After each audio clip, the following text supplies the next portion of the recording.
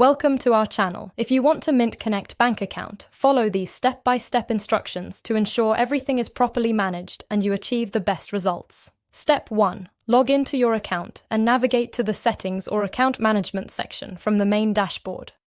Step 2. Look for the connection or linking options in the menu. This is usually found under Settings, Integrations, or Account Preferences. Step 3. Click on the option to add or connect a new account, service, or payment method.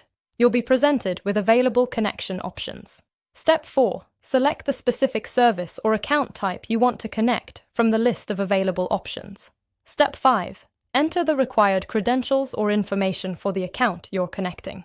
This may include account numbers, login information, or authorization codes. Step 6. Follow the authentication process to verify your ownership of the account being connected. This may involve logging into that service or confirming via email. Step 7. Review the permissions and data sharing settings. Understand what information will be shared between the connected accounts. Step 8. Confirm the connection and wait for the verification process to complete. You should receive a confirmation once the connection is successfully established. Don't forget to like this video and subscribe to our channel.